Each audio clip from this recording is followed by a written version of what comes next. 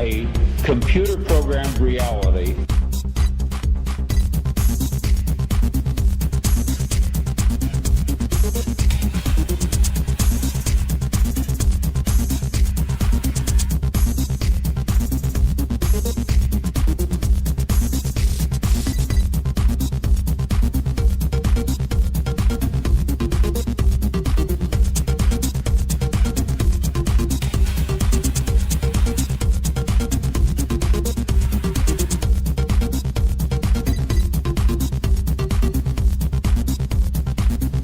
We are living in a computer-programmed reality, and the only clue we have to it is when some variable is changed and some alteration in our reality occurs.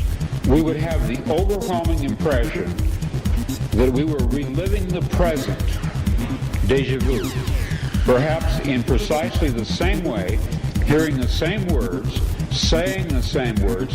I submit that these impressions are valid and significant, and I will even say this: such an impression is a clue that at some past time point a variable was changed, reprogrammed as it were, and that because of this an alternative world branched off.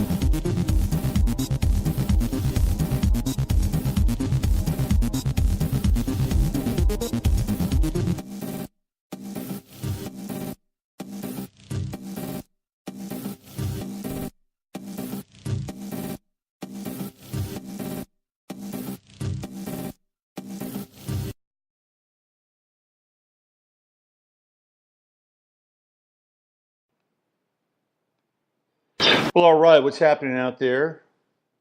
Thank you, Mr. Philip K. Dick, with your prescient intonations from the past regarding our future. A future that is looking increasingly more dominated by what's happening inside of the box, inside of your smartphone, inside of your tablet than perhaps ever before. And on today's show, we're going to be talking about that. If you want to follow me over on YouTube, I'm at Robert Phoenix. That's my channel. So basically the Friday FARcast and 15 Minutes of Flame are going over to the Robert Phoenix channel on YouTube. You can go there now if you want to be able to get in on the chat. And of course, if you're here on Spreaker, you can get in the chat as well. I'll be doing basically straight astrology over on the other channel, which means the Sunday night live streams. I know it's a bit confusing, but it's okay. Just trying to separate out a little bit of church and state, you know, just in case somebody somewhere along the way says, hey, your content is a bit too controversial, and we're going to have to shut it down. Because then I'll still have my astrology channel, which is really, in a lot of ways, my bread and butter. I am not in Philadelphia. I decided to cancel my trip there for now for a number of different reasons. Probably the most important of which was an inner prompting to not go. And it was a pretty strong inner prompting. Plus I have a lot of other things here that I need to and have to deal with, some of which on a very personal nature. But I will be back. I will return probably, I don't know, maybe sometime before December, possibly, or after the first of the year in February. We'll figure that out. But I always love going back there. And it's ironic because there were, I don't know if you people have been following this, but there have been 2 flights, well actually there were 3. There are 2 instances of flights coming into the U.S. where the planes were quarantined. The first one was a UAE flight that was quarantined earlier in the week in New York. I think it was at Kennedy, it's either Kennedy, I think it might have been LaGuardia. So it was a plane coming in from the Middle East. I believe it was from the UAE, it might have been from the UAE. And they quarantined this plane. And a few days later, they quarantined, well, that was yesterday, in Philadelphia, of all places, they quarantined 2 other planes.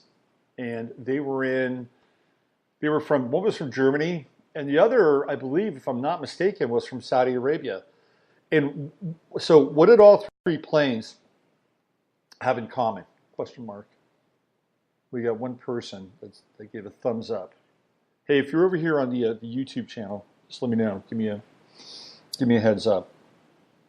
Get in the chat room and say something if you're over here. I'll tell you, in a month this thing will be popping. Now that I have my lucky owl in the background, you see the lucky owl?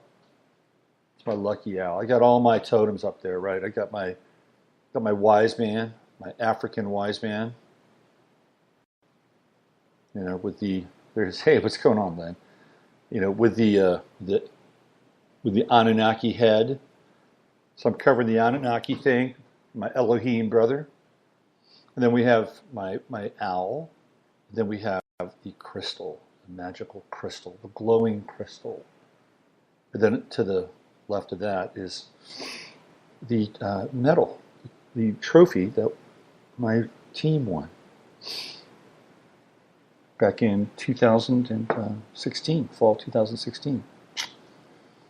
True triumph for me and my team.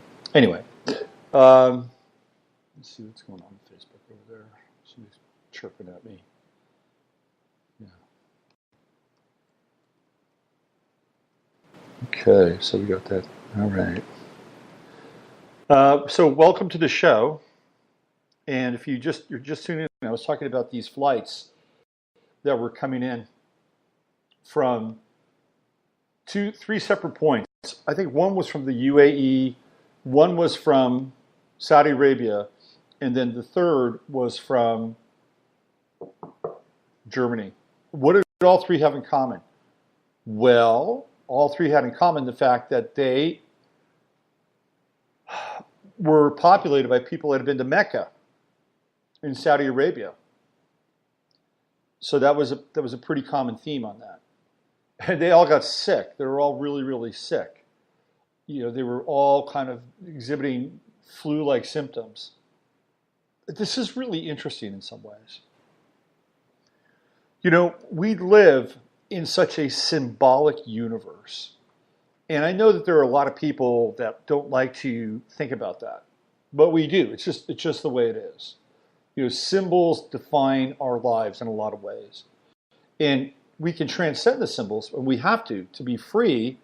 You know, we have to transcend just about everything, right? I'm looking a little brown today.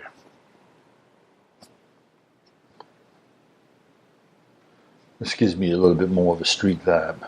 You know, I can get down with maybe like a Cajun accent. I could sell this. I can rock this. I can do a show like this. No, I can't. But I'd like to have like this. This is an interesting effect. Kind of gives me that Dr. John Al Hurt kind of vibe, right? Al Hurt. Now I'm really, really dating myself. So we're talking about symbols and how symbols define, in a lot of ways, how we live. You hit a stop sign. That is a symbol, right? It is a symbol. Well, it's a sign. It's a sign and a symbol. And you have to stop. You've got to, it's like, okay, it's red. So we become conditioned to the color red. We become conditioned to the shape of the stop sign. And that's just a minor kind of symbolic representation of our lives. And there are very significant ones. I was watching the NFL game last night from Philadelphia. And of course, refs are, in this country, they're generally wearing black and white.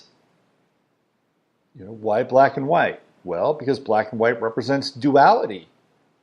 And they are the arbiters of duality in a contest that will provide a winner and a loser. There will be a hero and a goat. There will be the spoils of victory and then the bitter roots of defeat. This is what it represents. And so when we see those referees all striped up in black, we know that we're being conditioned to be in a dualistic experience. That's what happens.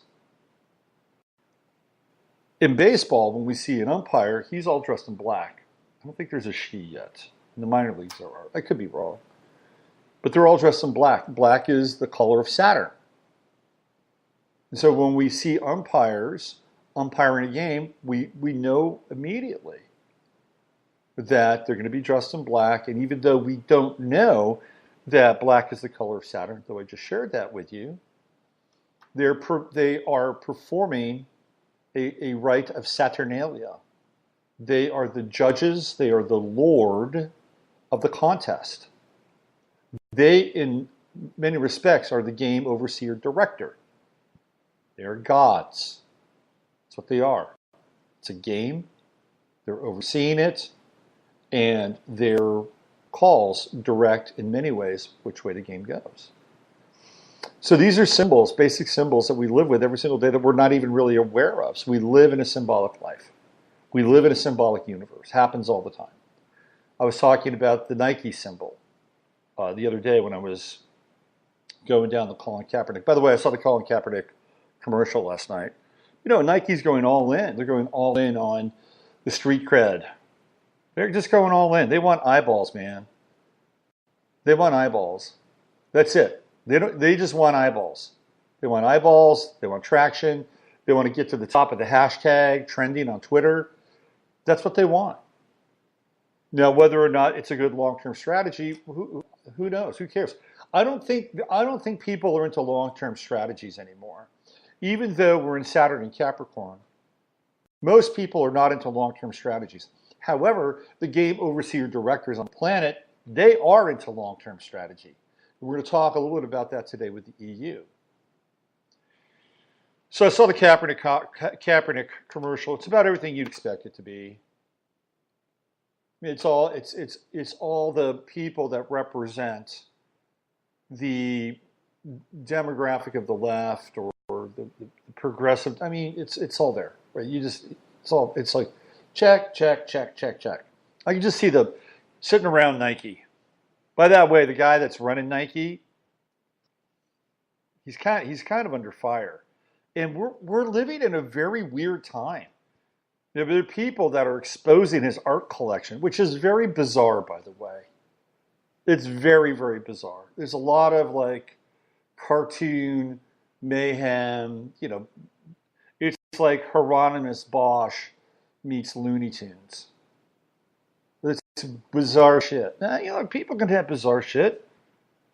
You know, as long as it's like, I don't know. Tony Podesta has bizarre shit. He's still apparently walking around, although who knows, maybe he's in some gulag somewhere. I don't know. We haven't seen those guys for a long time. I'm not condoning like bad. I mean, bad art is bad art. Whatever whatever your taste is, bad art is, it's in the behind the eye of the beholder. But clearly, if there is a violation of a minor that's significant inside the art, I think you're in a different territory. I'm sorry, it's not erotica anymore. It's not erotica. It's even probably beyond porn, because porn is legal.